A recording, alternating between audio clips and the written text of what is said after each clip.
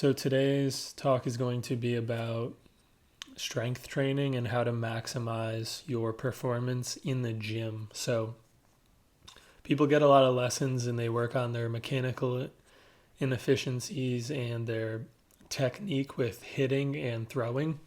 But what people don't maximize is their efficiency in training. So it's very common training to just go to the gym and use the machines or find a program online like P90X and do it, but it's highly inefficient compared to what your goals are as an athlete, specifically softball and baseball. So these training concepts are incredibly important to understand if you're a coach and communicating with your trainers and communicating with your athletes. So they apply to sport, even though today we're going to specifically talk about them related to training. So specifically, we're going to talk about force. And as you can see here, this is a force velocity or strength speed curve. So if you look at force, when you think about force, think about max strength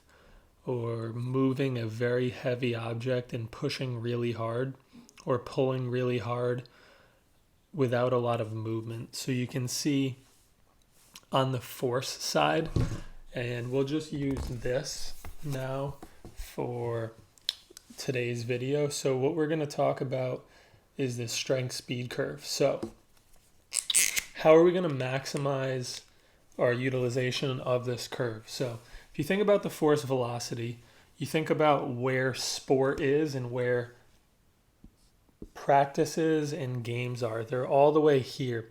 So in sport, a softball is very light. A softball bat is very light. Same goes for baseball, all these concepts. I'm just going to say softball. So practices, games, anything you do is going to be on this side. It's going to be more speed, lighter weight in practice. So athletes get a ton of time over here. And one of the reasons, just to quickly diverge, is this is why under bats and overweighted bats are important in balls as well, because they kind of change where you are on this curve. So weighted balls and weighted bats would be a little more over here. So this actual curve, as you can see, kind of looks like this. And these are a parametric relationship. So if you increase your max force, you're going to lose velocity. You're not going to be able to move a heavy weight quickly. It's a parametric relationship, or inversely related. As one goes up, the other generally goes down. So we get a lot of work in here, and you train a lot here in the field. But the reason you need to lift heavy, you need to strength train, resistance train, is apart from force being and strength being the foundation, well published, strength is the foundation of power. People who have more strength and are able to have higher levels of max strength are more powerful athletes. That's well studied, well researched, completely shown time after time again. So spend a lot of time here. You need to spend more time here. This would be 1 RM max lunging, squatting, reverse lunge, deadlift. That's going to be here. It's going to be a ton of force and slow movement. So slow speed, more strength. This is going to be more Olympic lifting in this part of the curve. And then think about medicine balls are kind of like a sweet spot where you can throw pretty fast. There's a lot of velocity and you're still kind of training some force. So we need more training on this side of the curve. So one thing that's very important is strength training or improving your max force, really heavy lifting. What that does is that actually moves the whole curve over. If this was your curve right here, so if this was your ability to basically produce power, what heavy strength training and improving your max force and max strength does is it shifts this whole curve over and up. So where you were is now here. And this, which was your kind of ceiling or what you were able to do is now much better. So heavy strength training and force, or slow movement, heavy resistance, is actually going to improve, believe it or not, this part of the curve.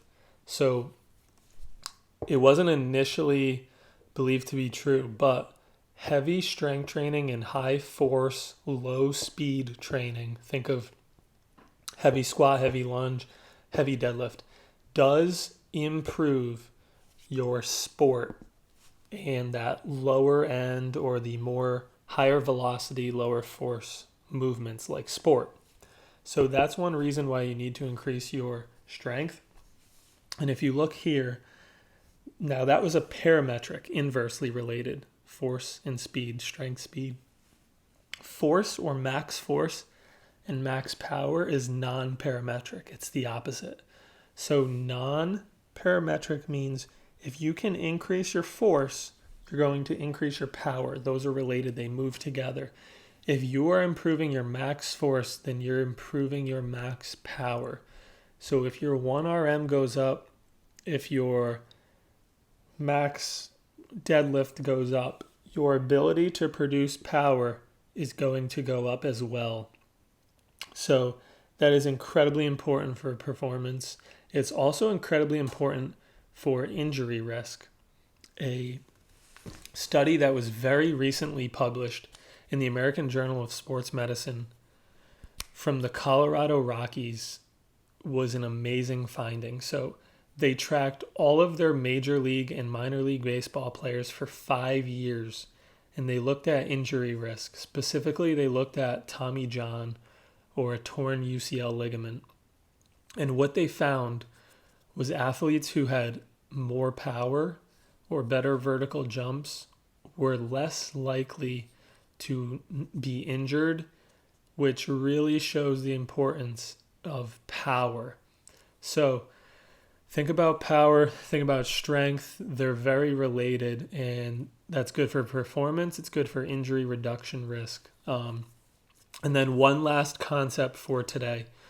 So why can't you just do your P90X and say, I don't need a trainer? Or why does someone who works with someone who understands the sport a little more make better increases in velocity and go get ahead compared to just a general strength training program?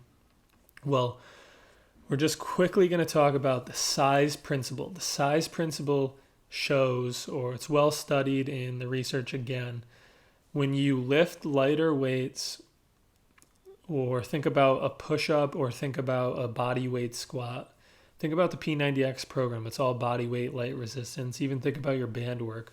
You're not stimulating your fast twitch muscles. So type 1 are slow twitch muscles. Whenever you do lighter resistance training, not near your potential, think stability work, activation exercises, it's not recruiting enough level of muscle fiber. It's not stimulating enough adaptation. It doesn't even recruit, in general, type 2 fast twitch muscle fibers. This is called the size principle. And it's why lifting heavy weights helps improve fast twitch, high velocity activities, is because the size principle states in order to recruit fast twitch muscles, you need to lift heavy. You need to be more in the less than 10 reps. Specifically, fast twitch, you need to be 3 to 5, maybe 3 to 8 reps, and then you can't lift the weight anymore. That's why you need to lift heavy weight, because if you're failing at 10, 15, and you can do more, you're not stimulating those type 2 fast twitch muscle fibers, which are the ones that you need in sport. So we could spend hours talking about the size principle and muscle recruitment, muscle activation, efficiency, neural efficiency. But in general, to review, you need to improve max strength. You need to spend more time on the strength side of the speed strength curve, because you already spend enough time in sport on the speed side of it. You need to change it up, and you need to improve your power, which will improve your bat speed and your throwing velocity. Those will be increased by max strength training, or at least failing and lifting enough load to fail around 8 reps, 5 reps to stimulate those type 2 fast twitch muscles. If you have any questions on the studies or any of the other research, then just let me know. You can reach me at Instagram at SmartRehab or Twitter at SmartRehab1. Thanks.